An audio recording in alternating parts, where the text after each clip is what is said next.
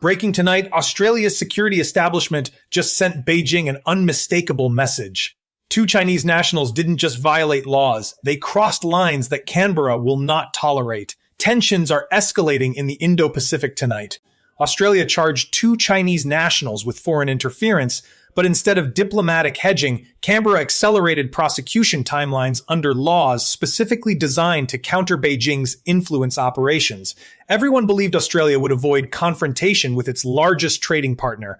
Diplomatic observers expected quiet deportations and behind-closed-doors negotiations. Analysts assumed Canberra would prioritize economic relationships over security enforcement. They were all utterly incorrect. Canberra, February 11, 2026. Standing before Australian Federal Police Headquarters, officials announced charges that reverberated across the intelligence community.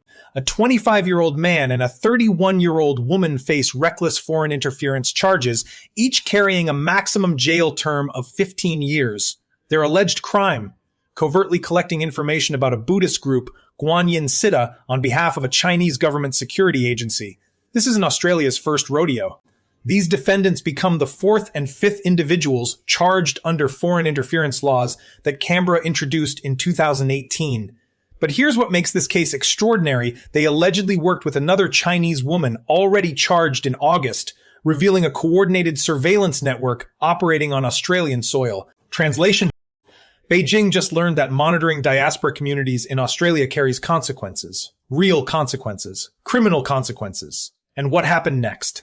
The security apparatus that spent years building legal frameworks reveals exactly why Australia's defensive measures are reshaping intelligence operations while Beijing's covert networks collapse under legal pressure. Dear viewers, when Australia's spy chief speaks publicly about foreign interference, you listen. Mike Burgess, Director General of the Australian Security Intelligence Organisation, didn't mince words in his joint statement with police.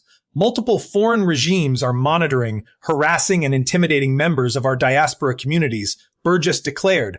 This sort of behavior is utterly unacceptable and cannot be tolerated. Let's decode that statement word by word. Multiple foreign regimes means this isn't just about China. Beijing isn't operating alone in targeting Australian communities. Monitoring, harassing, and intimidating describes a systematic campaign, not isolated incidents. Utterly unacceptable signals zero tolerance. Cannot be tolerated means enforcement will continue.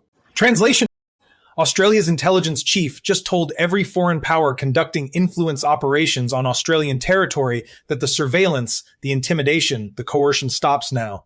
But Burgess went further. He identified foreign interference as one of Australia's principal security concerns and described the security environment as complex, challenging, and changing while becoming more dynamic, diverse, and degraded. That language matters. Principal security concerns elevates this to the highest tier of national threats. Dynamic, diverse, and degraded suggests multiple actors, evolving tactics, and deteriorating conditions. This isn't bureaucratic hedging. This is threat assessment from Australia's most senior intelligence official. The Buddhist group Beijing couldn't ignore here's where this case gets particularly revealing. The target wasn't a political organization, wasn't a democracy advocacy group, wasn't a human rights network. The target was Guan Citta, a Buddhist spiritual group operating peacefully in Canberra. Why would Chinese security agencies dedicate resources to monitoring a Buddhist community in Australia's capital? Because Beijing's paranoia about spiritual movements transcends borders. Because the Chinese Communist Party views any organized group outside its control as a potential threat. Because surveillance of diaspora communities serves Beijing's broader strategy of extending authoritarian control beyond China's borders. The Australian Federal Police revealed that this investigation began last year after ASIO provided information. Think about that timeline. Intelligence agencies identified suspicious activity, conducted surveillance, gathered evidence, coordinated between agencies, and built a prosecutable case. This wasn't rushed. This was methodical, professional, and airtight. The alleged conspiracy involved 3 individuals working together. The first Chinese woman was charged in August 2025. Now, 6 months later, 2 more defendants face the same charges. That pattern suggests Australian investigators rolled up a network systematically building cases against each participant sequentially. Translation: this wasn't one isolated operative. This was an organized cell conducting surveillance operations on behalf of Beijing's security apparatus. The 2018 laws that changed everything. Context matters here. Australia introduced its foreign interference laws in 2018 specifically to counter Beijing's influence operations. Those laws strained ties with China, Australia's largest trading partner, because they explicitly targeted the covert activities that Chinese state security had been conducting with impunity. Before 2018, foreign interference operated in a legal gray zone. Diplomats could pressure diaspora communities. Intelligence officers could recruit informants. State security could monitor dissidents. Australia had limited legal tools to counter these activities without triggering diplomatic incidents. The 2018 laws changed that calculus fundamentally. They criminalized foreign interference, created severe penalties, established clear legal frameworks, gave prosecutors the tools to bring charges that stick. 2 prior cases involved Australian citizens accused of working with Chinese intelligence agencies. Those cases signaled that citizenship wouldn't protect Beijing's collaborators. Now, with Chinese nationals facing charges, Canberra demonstrates that diplomatic status won't provide immunity either. The maximum penalty tells you everything about Australia's seriousness: 15 years imprisonment. That's not a slap on the wrist. That's not deportation and forget. That's serious prison time for serious crimes against Australian sovereignty. Beijing's silence speaks volumes. Notice what didn't happen after these charges were announced. The Chinese embassy in Australia did not immediately respond to requests for comment. That silence is deafening. Typically, when Australian authorities charge Chinese nationals, Beijing's response is swift and predictable denials, accusations of anti-China bias, demands for release, threats of economic consequences. The immediate silence suggests Beijing is calculating its response carefully. Why? Because these aren't espionage charges that China can dismiss as fabrications. These are foreign interference charges with specific allegations, named defendants, identified targets, and documented activities. The evidence threshold is different. The legal framework is established. The precedent exists. Beijing faces a choice: defend these operations publicly and confirm that Chinese security agencies conduct surveillance of diaspora communities abroad, or remain silent and let Australian law enforcement establish consequences for such activities. Either option weakens Beijing's position. Public defense confirms what Australia already knows. Silence allows prosecutions to proceed without diplomatic interference. Wednesday's court appearance: both defendants are set to appear in court Wednesday in the Australian capital. That procedural detail matters because it signals how quickly Australia is moving these cases through the justice system.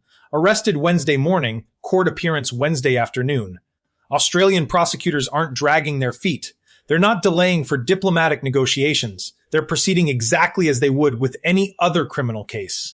This procedural efficiency sends a message to Beijing: Australian law enforcement operates independently of diplomatic pressure. Court proceedings will follow Australian law, not Chinese preferences. Justice will be administered according to Canberra standards, not Beijing's timeline. The charges of reckless foreign interference have specific legal meanings. Reckless means the defendants didn't need to intend to harm Australian interests. They merely needed to be aware that their conduct could cause such harm. That's a lower evidentiary threshold than proving deliberate espionage, making convictions more achievable. The broader pattern emerges. Step back and see the pattern. August 2025, 1 Chinese woman charged. February 2026, 2 more Chinese nationals charged. 3 defendants, 1 target, 1 coordinated operation. Australian security agencies aren't just catching individual operatives, they're mapping entire networks, identifying connections, building comprehensive cases, then rolling up cells systematically. This methodical approach reveals sophisticated counterintelligence capabilities. ASIO identifies suspicious activities. Federal police conduct investigations. Prosecutors build cases. Courts process defendants. The entire apparatus functions as designed. Compare that to Beijing's approach: covert surveillance, intimidation campaigns, diaspora monitoring, all conducted on foreign soil without legal authority. One system operates transparently within established laws. The other operates covertly outside any legal framework. What this means for Australia-China relations: the elephant in the room, China remains Australia's largest trading partner. Economic interdependence hasn't disappeared. Trade volumes continue.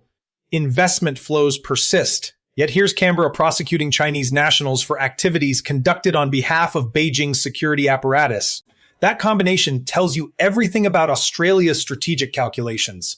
Economic relationships won't prevent security enforcement. Trade dependence won't compromise sovereignty protection. Commercial interests won't override legal accountability. This represents a fundamental shift in how middle powers navigate major power relationships. Australia isn't choosing between economic engagement and security enforcement. Australia is doing both simultaneously, refusing to accept that trade relationships require accepting foreign interference. Beijing tested whether economic leverage could constrain Australian security measures. Canberra's answer, delivered through criminal prosecutions carrying 15-year sentences, is an unambiguous no. The diaspora community dimension behind these charges are real people. Members of Guan Citta in Canberra who were allegedly monitored. Information about their activities reportedly collected. Their peaceful religious practices apparently scrutinized by foreign security agents. Mike Burgess's statement specifically referenced monitoring, harassing, and intimidating members of our diaspora communities. That language acknowledges that Chinese Australians and members of other diaspora groups face pressure from foreign governments that most Australians never experience. When Beijing conducts surveillance operations targeting diaspora communities, it's not just violating Australian sovereignty. It's attacking the fundamental freedoms that define Australia as a democratic society: freedom of religion, freedom of association, freedom from foreign government intimidation. Australia's prosecution of these cases sends a message to diaspora communities: your rights are protected, your freedoms are defended, your security is a national priority. The intelligence community's moment this case showcases what happens when intelligence agencies and law enforcement operate effectively together. ASIO identifies threats. Federal police investigate. Prosecutors bring charges. Courts adjudicate. That seamless coordination between agencies reveals years of preparation. The 2018 foreign interference laws didn't just create criminal penalties. They established frameworks for interagency cooperation. They built institutional capacity. They created legal tools that work. Now, 8 years after those laws were introduced, we're seeing their full implementation. Not just one-off cases, but systematic prosecution of foreign interference networks. Not just Australian citizens, but foreign nationals. Not just political targets, but diaspora communities. The security environment that Mike Burgess described as complex, challenging, and changing demands this level of institutional sophistication. Australia built it. Now Australia is deploying it. What comes next? These two defendants face court Wednesday. That's the immediate timeline. But the broader trajectory extends much further. If convicted, they'll serve as precedents for future prosecutions. Their sentences will establish standards for foreign interference penalties. Their cases will demonstrate to other foreign operatives that Australia's laws have teeth. If Beijing escalates diplomatically, Australia gains leverage to expose Chinese interference operations publicly. If Beijing remains silent, Australian prosecutions proceed without interference. Either way, Canberra advances its security objectives. And here's what Beijing cannot escape: every foreign interference prosecution strengthens Australia's legal framework. Every conviction establishes precedent. Every case builds institutional expertise. The legal machinery gets stronger with each use, not weaker. Dear viewers, this isn't just about two Chinese nationals facing charges in Canberra. This is about Australia establishing that sovereignty isn't negotiable, that diaspora communities deserve protection, that foreign interference carries consequences, and that middle powers can defend their interests even when facing pressure from major powers. The pattern is consistent. Beijing pushes boundaries. Australia enforces laws, and the country that built legal frameworks to counter foreign interference, patient and professional, reveals exactly why sovereignty protection requires institutions, not just rhetoric. Translation: Australia's message to Beijing is crystal clear. Your security agencies can't operate with impunity on our soil. Your surveillance networks will be dismantled. Your operatives will face prosecution. And our sovereignty is non-negotiable. This is how democracies defend themselves in the 21st century. Not through bombast or escalation, but through laws, investigations, prosecutions, and unwavering commitment to protecting both national security and individual freedoms. The world is watching.